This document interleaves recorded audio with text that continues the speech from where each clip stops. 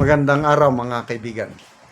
Bigyan natin ng reaction, opinion itong post ang balita ngayon. Title, Malala ka na. Naglabas ng matinding reaction si dating COMELEC at COA Commissioner Attorney Rowena Guanzon laban kay Palace Press Officer at Communications USEC Claire Castro matapos nitong gayahin at tila kutyain ang emosyonal na pahayag ni Senadora Pia Cayetano sa isang vlog. Sa viral video, makikitang ginagaya ni Castro ang emosyonal na tono ni Cayetano habang inuulit ang ilan sa naging pahayag nito kaugnay sa kaguluhan at napaulat na putukan sa Senado noong nakaraang linggo. Bilang tugon, diretsahang pinuna ni Guanzon si Castro sa isang video message. Sabi niya, "Nako, Auntie Claire, malala ka na. Huwag kang ganyan, government official ka. Sinusweldahan ka namin ng 300,000, undersecretary ang ranggo mo, ginaganyan-ganyan mo ang senador." Yung kinukot-sakot sa mong Senador Pia Cayetano dahil umiiyak siya, malala ka na, magpa-doktor ka na.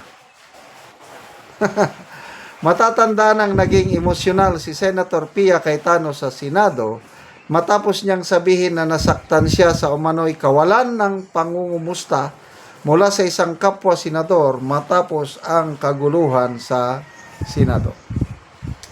Ako na may napanood akong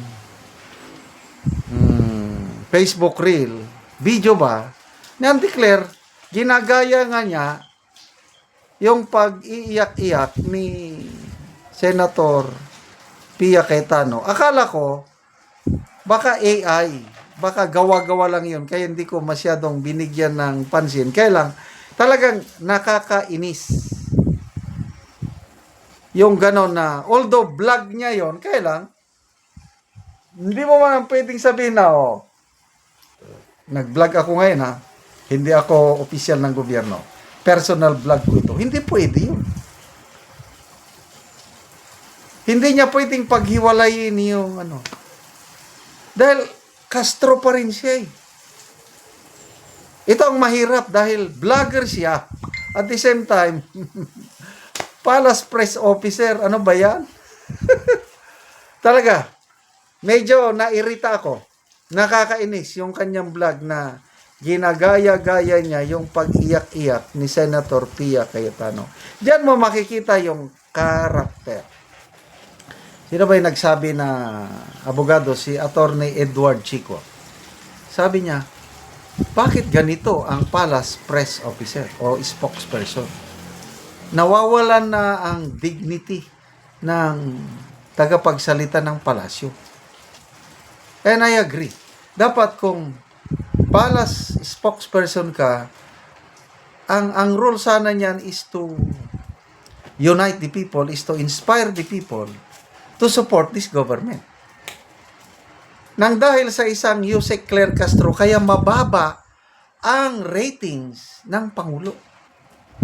Kaya sabi ni Attorney Guanzon is dapat sibakin si Castro kung gusto ng Pangulo natatas ang rating niya, sibakin niya si Castro dahil yung mga style ni Castro ganito lalong nawawalan ng respeto ng taong bayan sa Pangulo.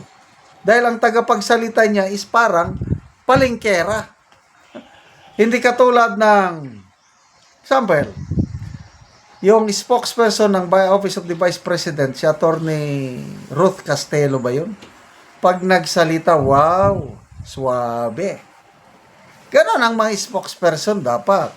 Si Attorney Trixie Angeles, nung siya ang PCO Secretary, pag nagsasalita, wow, nakaka-inspire. Iba. Siguro, like leader, like spokesperson. Style ng palasyo, style ng Pangulo. Kaya,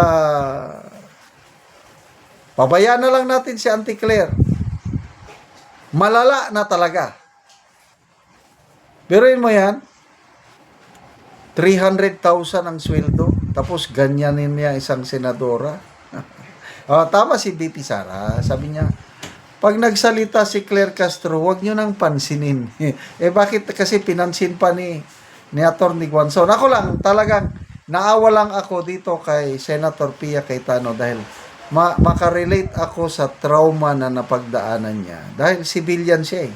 Hindi siya sanay sa putukan. Ang wife ko, sa isang pagkakataon na sumama siya akin, nasaksihan niya yung grabing putukan na nanginginig na siya. Ako, dahil sanay ako sa putukan, kaya ko yung ganon.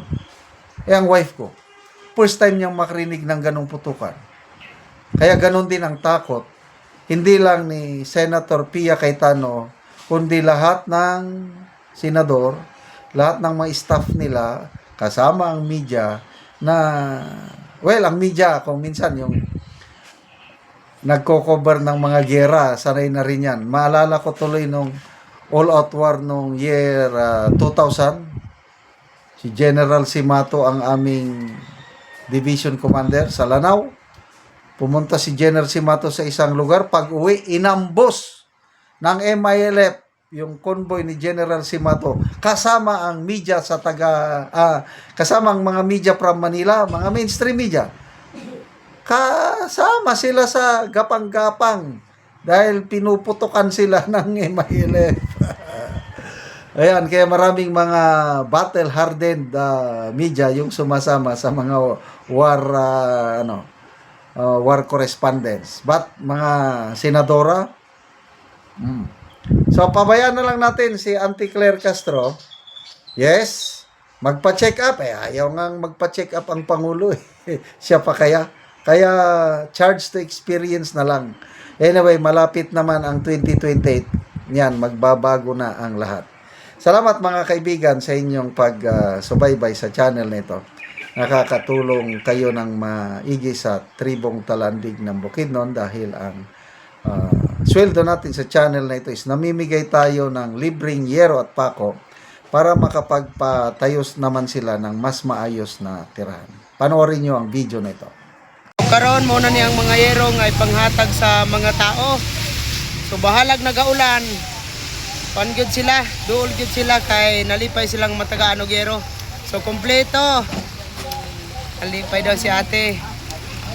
So kompleto gyud, lansang, pako, plinsen o yero, kompleto. Tanan.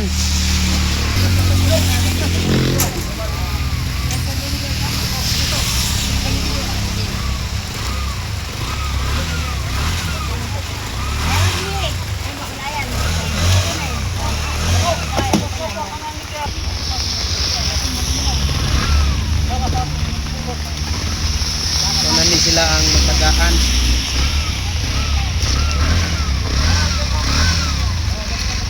Salamat kayo sa Ginoo, sir, nga matapos yung matapos yung sa mong balay. Salamat daw gid sa Ginoo si ate nga naabot na gid ang yero. Hindi pa dyan kayo, bisag ulan, kadako. Nagin mo dito sa highway. Oo. Tanaw ginamo ang kuan. Yatag. Yatag nga yero. Kayo sa Ginoo. Sige.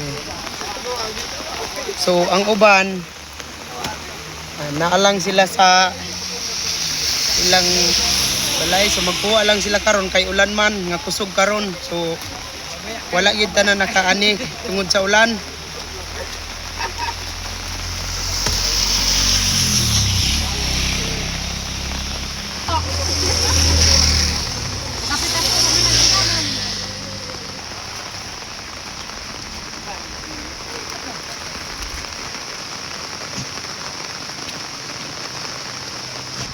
So ihatod na sa iyaha sa balo nga bahin nga yero.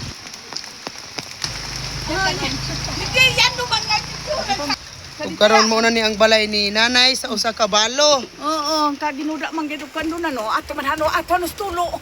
Oh, ang iyang balay karon gaulan man, so inaani na gyud ang tulo. Oo, yan ano yan naman ina kayo. So muna ni ang iyang higdaanan. Oo. So nagatulog gyud ang tubig Ato man ano. tungod sa ulan. So naa na gyud sa iyang higdaanan. So gipansumpay-sumpay lang gani ang hero ang sako.